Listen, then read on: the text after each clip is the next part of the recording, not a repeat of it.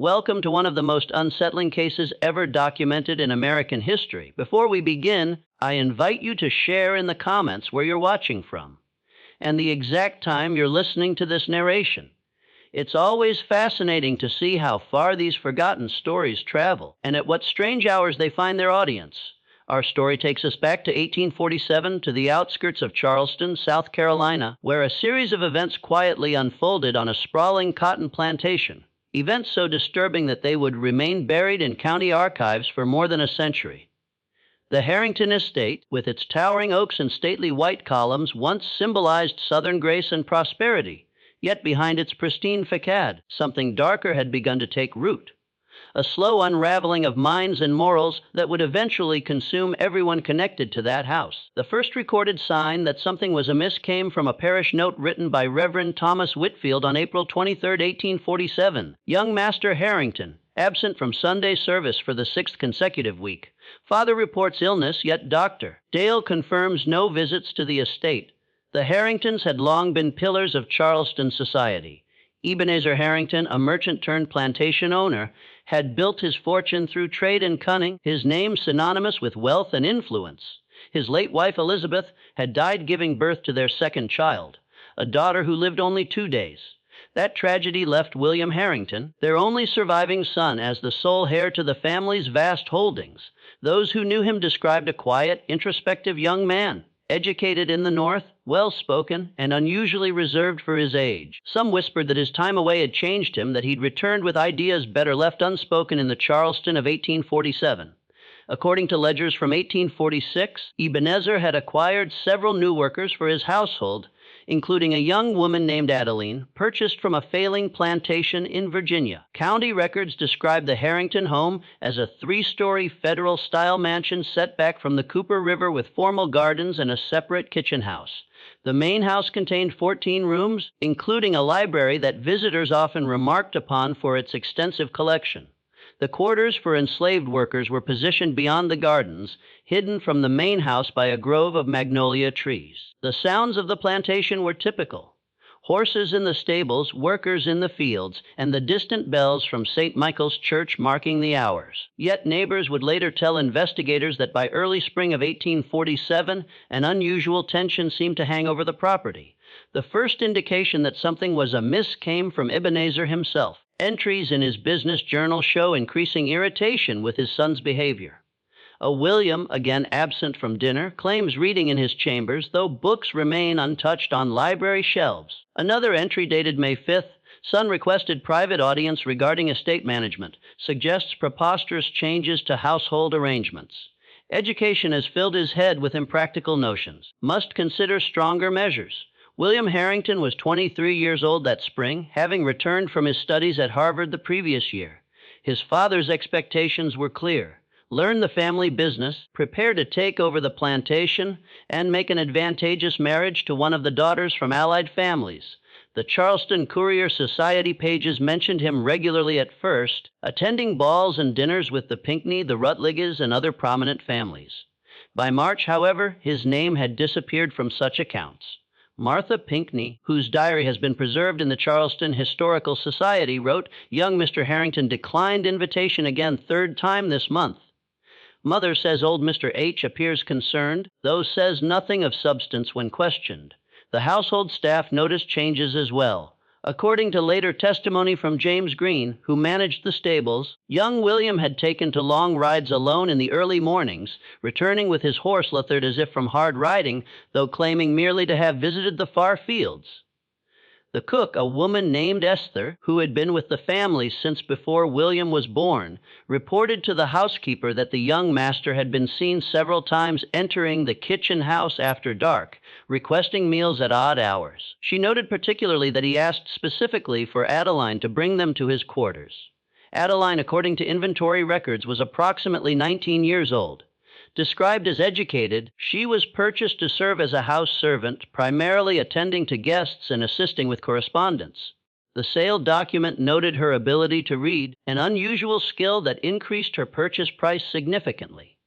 Church records indicate she had been baptized on the Virginia plantation, though her parentage was listed simply as unknown. What little is known about her appearance comes from a single notation in Ebine's records.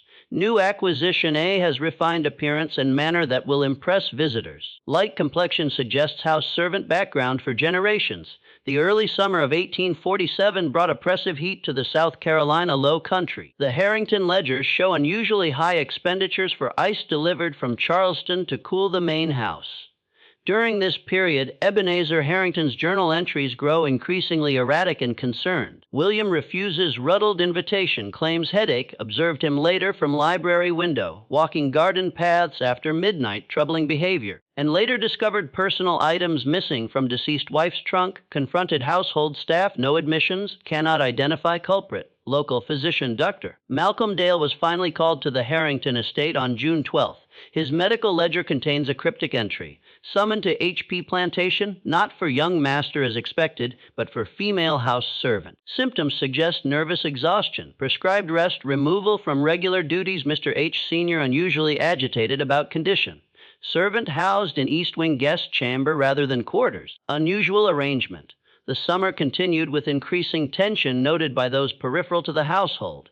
Delivery men reported raised voices from the study. The postmaster in Charleston noted an increase in correspondence to northern cities, all in William's hand. A tutor brought in to instruct the children of a neighboring plantation observed William and Adeline in what he described as an intense conversation near the garden wall, breaking apart quickly when they realized they were being observed. The situation escalated dramatically in July.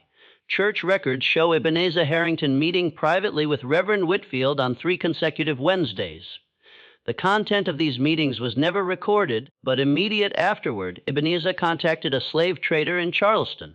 Documentation shows his intention to sell Adeline, despite having purchased her only months before at considerable expense. The transaction was scheduled for July 28th, with removal to take place immediately. On the evening of July 27th, something happened at the Harrington estate that would never be fully understood by investigators. The household ledger shows a dinner was planned with the Ruddled family, including their eldest daughter, Catherine, long considered a suitable match for William. The cook, Esther, had prepared an elaborate meal, and the dining room was arranged for 8 guests. Yet no one from the Ruddled family ever arrived. According to later statements from James the stablemaster, a message arrived from the Ruddled plantation around 4 in the afternoon, carried by one of their workers. The message was delivered directly to William, who was inspecting the carriages at that time. Whatever its contents, William was observed reading it, then quietly walking to the main house. He requested a private audience with his father in the study. The housekeeper, Mrs. Reporter, reported hearing raised voices from behind the closed door. Though she couldn't distinguish the words, the tone was clearly confrontational. The argument continued for nearly an hour before William emerged, his face pale but composed. He went directly to his chambers and remained there until dinner time. Ebenezer emerged later, instructed that dinner would proceed as planned, despite the Rutage's absence, and retired to the library with a decanter of brandy. The evening meal was attended only by Ebenezer and William. Mrs. Porter described the atmosphere as silent as a tomb, with neither man speaking throughout the courses. Adeline was among those serving, and witnesses noted that Ebenezer watched her movements with unusual intensity, while William kept his eyes fixed on his plate, barely touching his food. After dinner, Ebenezer returned to the library, while William announced his intention to ride into Charleston on business. James prepared his horse, noting that it was unusual to begin such a journey after dark. William departed around 8:00 in the evening. According to the stableman's account, he returned near midnight, stabled his horse himself, and entered the house through a side door rarely used by family members. What happened in the following hours has been pieced together from various accounts. The house was quiet until approximately 2:00 in the morning, when Mrs. Porter was awakened by what she described as a terrible crash, as if a bookcase had fallen. She rose and lit a lamp, venturing downstairs to investigate. The sound had come from the library. Through the partially opened door, she observed Ebenezer Harrington standing beside his desk, gripping the edge as if to steady himself. Before him stood William, his posture rigid, hands clenched at his sides. On the floor lay the contents of Ebenezer's personal safe, which had been mounted behind a painting of his late wife. Among the scattered papers and valuables was a small leather-bound book that William held open, apparently reading aloud from it, though in a voice too low for Mrs. Porter to discern the words. Whatever he read caused Ebenezer to sink slowly into his chair, his face ashen. The housekeeper, frightened by the intensity of the scene, retreated to her quarters without revealing her presence. The next morning, the plantation awoke to shocking news. Ebenezer Harrington had suffered what Dr. Dale would later record as a cerebral event of sudden and catastrophic nature. He was found by the housekeeper in the library, still seated in his chair, unresponsive though breathing. The physician was summoned immediately and upon examination determined that Ebenezer had experienced a severe apoplexy that left him paralyzed on his right side and unable to speak. In the chaos that followed, a second discovery was made. Adeline was missing from the estate. Her few possessions remained in her quarters, but she herself had vanished during the night. William, showing remarkable composure given his father's condition, organized the household staff to search the grounds, but no trace of her was found. The scheduled sale was obviously canceled due to both the seller's medical incapacity and the absence of the person to be sold. William assumed control of the household and his father's business affairs, an arrangement that would have eventually happened, but was accelerated by circumstance. He arranged for his father's care, hiring a nurse from Charleston and converting a downstairs parlor into a sick room. Ebenezer Harrington never recovered his speech or mobility. He lingered for 11 months in this condition, during which time William managed the plantation with unexpected efficiency. Business ledgers show that despite his youth, he navigated the complexities of cotton markets and household management with skill that impressed even his father's most skeptical associates. Yet he made no effort to search for Adeline beyond the initial day, nor did he report her disappearance to authorities. When questioned about this by Reverend Whitfield during a pastoral visit, William reportedly replied that she has likely found her way to family in the North and changed the subject. In the months that followed, William's behavior drew continued speculation. He declined all social invitations, focusing entirely on business matters in his father's care. He began corresponding regularly with associates in Philadelphia and Boston, letters that local postmaster George Wilson described as thick packets requiring additional postage. He ordered unusual books through Charleston merchants, titles related to property law in northern states, and steamship schedules to European ports. The most curious development occurred in September when county records show William registering a deed for a small property on the outskirts of Charleston purchased in the name of W.H. Trust. The property included a modest house and 2 acres of land. Neighbors reported that while the house appeared occupied with smoke from the chimney and lamps lit at night, they never clearly saw its residents. By early 1848, rumors circulated through Charleston society about William Harrington's increasingly reclusive behavior. He attended church only sporadically, declined membership in the gentlemen's clubs his father had frequented, and was seen riding alone along the Battery in the early mornings, apparently deep in thought. Catherine Ruddle, once considered his likely future wife, became engaged to a plantation owner from Georgia. The announcement in the Charleston Mercury made a bleak reference to earlier understandings, having been amicably dissolved. Ebenezer Harrington died on June 15, 1848, never having spoken another word or left his sick room. The funeral was well attended by business associates and local families, though William himself was described as remote in his grief by those present. The will, executed without contest, left everything to William as expected. Within a month of his father's burial, William began selling portions of the family holdings, beginning with the cotton fields furthest from the main house. In November of 1848, something extraordinary happened. William Harrington announced his intention to travel to Europe for an extended period. He arranged for the plantation to be managed by his father's longtime associate, Richard Dawson, giving him limited power of attorney. The house would be maintained by a skeleton staff with Mrs. Porter overseeing in his absence. The Charleston Courier published a brief announcement of his departure, noting, "Mr. William Harrington, having settled his late father's affairs, departs next week for an extended tour of the continent. His return date remains undetermined." The article mentioned that he would sail first to Liverpool, then proceed to Switzerland, whose mountain air is recommended for conditions of the spirit and constitution. What the newspaper did not report, but what shipping records later revealed, was that William Harrington booked passage not just for himself, but for a second person listed in the ship's manifest as Mrs. W. Blue. Harrington, no announcement of a marriage had appeared in any local paper, nor had any local minister performed such a ceremony.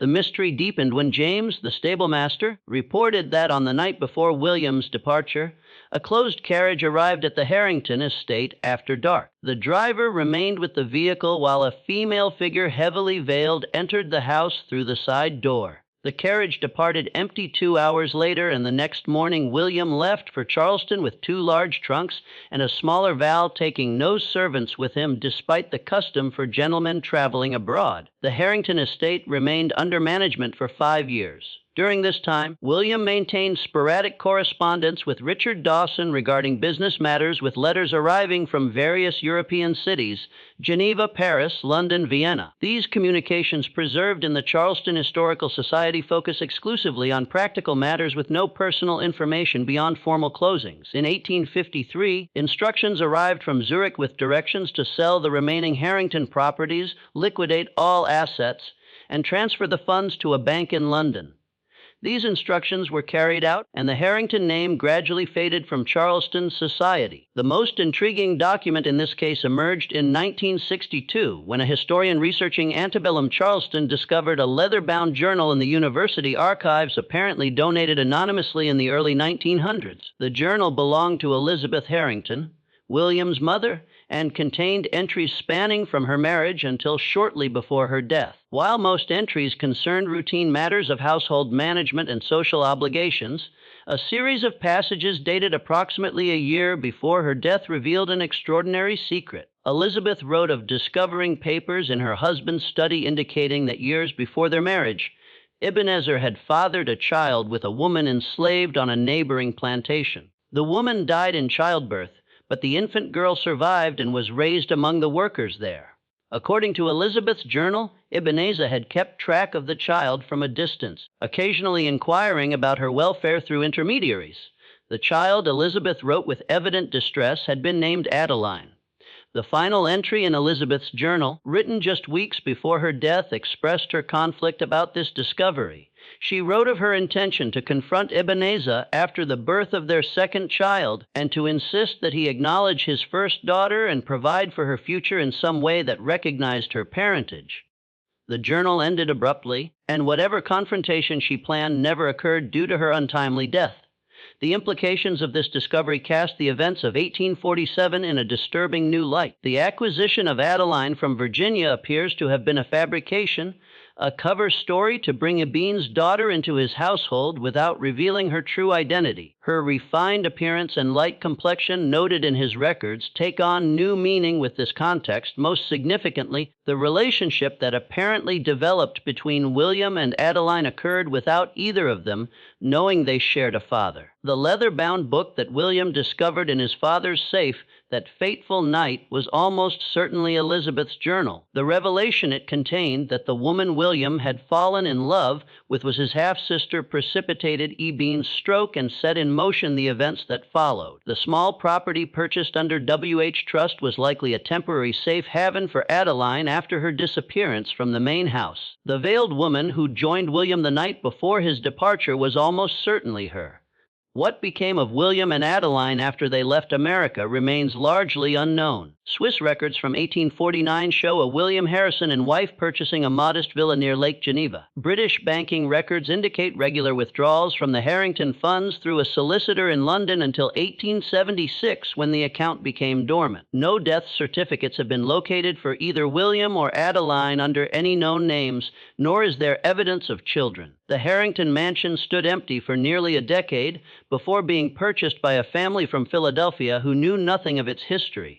It was destroyed in a fire during the Civil War, leaving only the stone foundation and chimney standing.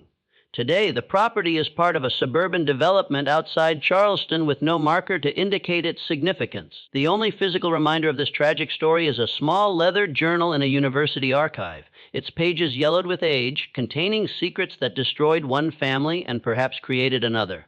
In 1968, a researcher attempting to trace the fate of William and Adeline discovered a curious entry in the visitor logs of a small art gallery in Geneva. A painting had been donated in 1862 by a reclusive couple known locally as the Americans who lived in a villa on the lake shore. The painting still in the gallery's collection depicts a woman standing beside a garden wall, her face turned slightly away from the viewer. Behind her, barely visible in the shadows, is the silhouette of a three-story house with white columns. The painting is simply titled Memory of Home, signed only with the initials AH. Perhaps some stories are never truly concluded, only transformed. The echoes of the Harrington tragedy continue to resonate across time. A reminder of how secrets can poison generations and how the quest for freedom and love can lead people to abandon everything familiar for the chance at a new beginning. In the quiet galleries of a Swiss museum, a painting watches over visitors who never suspect the American tragedy captured in its brush strokes. While in Charleston, tour guides lead groups through historic streets, recounting well-known legends, but never mentioning the merchant's son who disappeared across the ocean with his father's greatest secret. In 1968, a researcher attempting to trace the fate of William and Adeline discovered a curious entry in the visitor logs of a small art gallery in Geneva. A painting had been donated in 1862 by a reclusive couple known locally as the Americans who lived in a villa on the lake shore. The painting, still in the gallery's collection, depicts a woman standing beside a garden wall, her face turned slightly away from the viewer. Behind her, barely visible in the shadows, is the silhouette of a three-story house with white columns. The painting is simply titled Memory of Home, signed only with the initials A. Perhaps some stories are never truly concluded, only transformed. The echoes of the Harrington tragedy continue to resonate across time. A reminder of how secrets can poison generations and how the quest for freedom and love can lead people to abandon everything familiar for the chance at a new beginning. In the quiet galleries of a Swiss museum, a painting watches over visitors who never suspect the American tragedy captured in its brush strokes. While in Charleston, tour guides lead groups through historic streets, recounting well-known legends, but never mentioning the merchant's son who disappeared across the ocean with his father's greatest secret.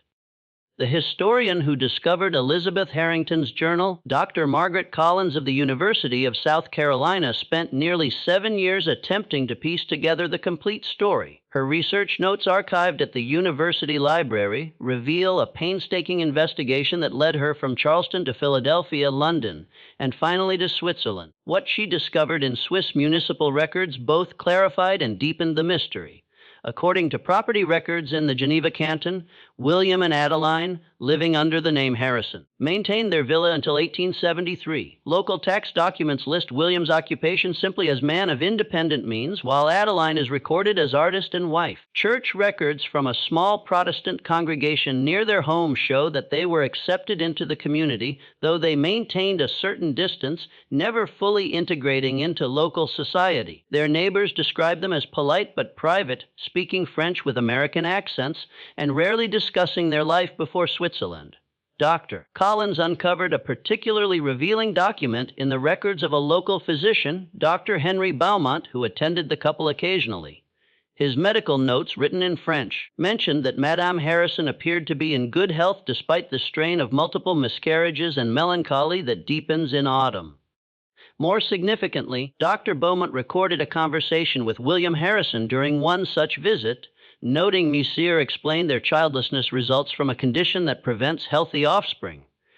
When pressed for details, he became reticent, saying only that some family circumstances cannot be overcome. I detect a great sorrow beneath his composure. This cryptic note suggests that William and Adeline were aware of their blood relationship and its implications for any children they might conceive. The journal that revealed their shared parentage had apparently provided enough information for them to understand the biological risks of their union, leading to their apparent decision to remain childless despite multiple pregnancies. The Harrisons' life in Switzerland seems to have been comfortable but measured. They traveled occasionally to Paris and Vienna, according to passport records, but always returned to their lakeside villa. Local records show they purchased additional property adjacent to their home in 1866, expanding their gardens and adding a small studio where, according to neighbors' accounts, Adeline painted landscapes and portraits that were occasionally exhibited in local galleries. In 1873, something changed in the Harrisons' circumstances. Property records show the villa being sold to a British banker, and the couple disappears from Swiss records. Banking documents from London show the Harrison account receiving a large deposit that year, presumably from the property sale, followed by the establishment of a new account at a bank in Florence, Italy. Dr. Collins followed this trail to Tuscany, where she found records of an American couple purchasing a small olive farm outside Florence in early 1874. The names on the deed were William and Anna Harrison. The description in the property records matches Adeline, wife of American nationality, approximately 46 years of age, light complexion. The couple seemed to have sought even greater privacy in this rural Italian setting, further removed from the society they had left behind. The most poignant discovery in Dr. Collins' research came from the archives of a small church near the Harrison property in Italy. In 1876, the parish recorded the death of William Harrison, aged 52, from inflammation of the lungs after a winter illness. His wife, Anna, arranged for his burial in the church cemetery, where his gravestone, weathered but still legible when Dr. Collins visited, bears the simple inscription, William H., born of one world, found peace in another. What became of Adeline after William's death remains partially obscured. Italian property records show she maintained ownership of the farm for another 11 years, living there alone according to tax documents. Local memory recorded by Dr. Collins in interviews with elderly residents described L'Alva Americana, the American widow, as a quiet woman who painted and tended her olive trees, occasionally selling small landscapes to visitors from Florence. In 1887, the property was sold to an Italian family, and Anna Harrison vanishes from official records. However, Dr. Collins discovered a tantalizing detail in the archives of a women's boarding house in Rome. A register entry from November 1887 lists an A. Harrison, American widow, age approximately 60, taking up residence. The boarding house catered to Gentile women of modest means, particularly artists and writers seeking affordable accommodations in the city.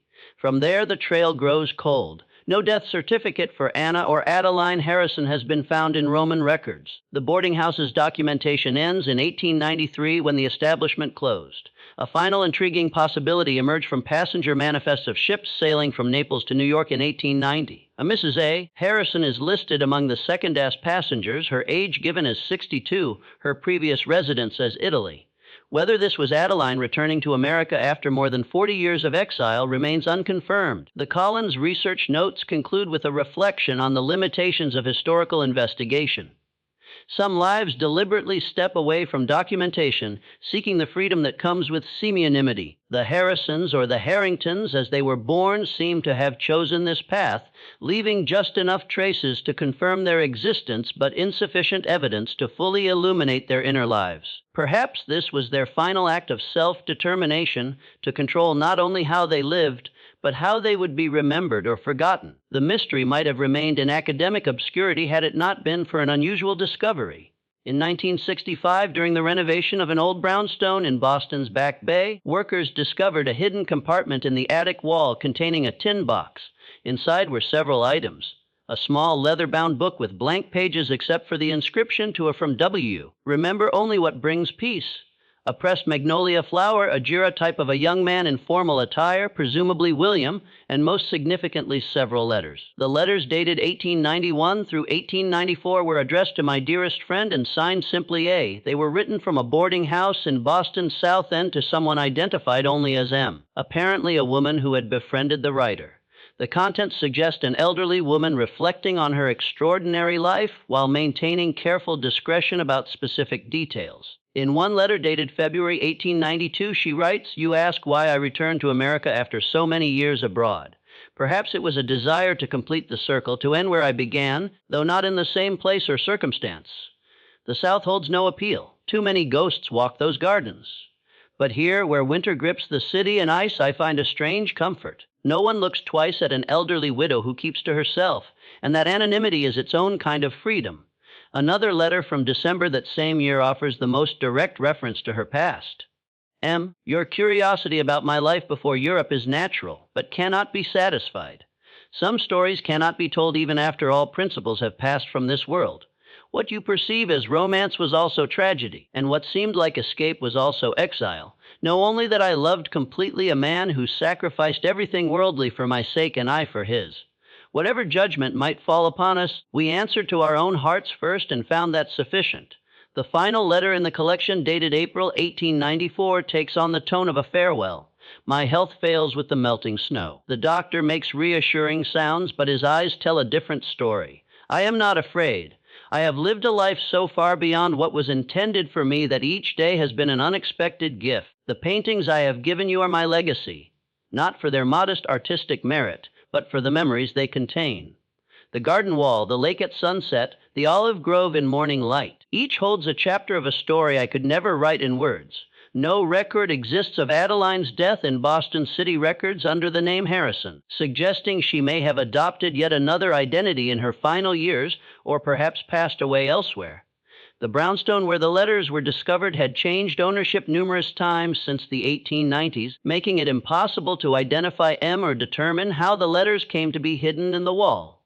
The Harrington-Harrison story might have remained largely unknown. Her Dr. Collins not published a small monograph on her findings in 1969 titled Across Boundaries: The Exile of William and Adeline. The limited academic publication caught the attention of a novelist researching Antebellum Charleston who adapted elements of the story into a historical novel published in 1972. Though fictionalized and romanticized, the novel brought attention to the original research, leading to a renewed interest in the actual historical figures. In 1978, a descendant of Richard Dawson, who had managed the Harrington plantation during William's absence, discovered additional correspondence in a family archive. These letters exchanged between Dawson and William during the early years in Switzerland revealed that Dawson had been aware of the true nature of William and Adeline's relationship and had helped facilitate their escape from Charleston. His assistance had been motivated by a deathbed promise to Elizabeth Harrington, who had apparently entrusted him with her journal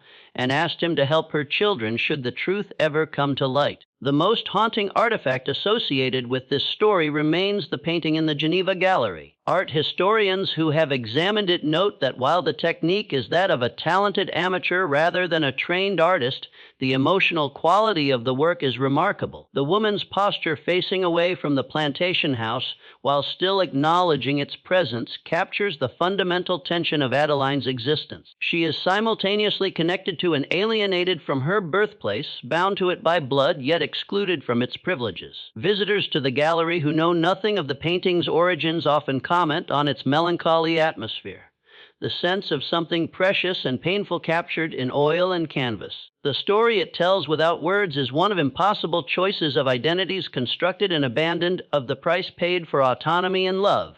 In that sense, Memory of Home serves as both art and artifact, a visual testimony to lives that official history would have erased entirely.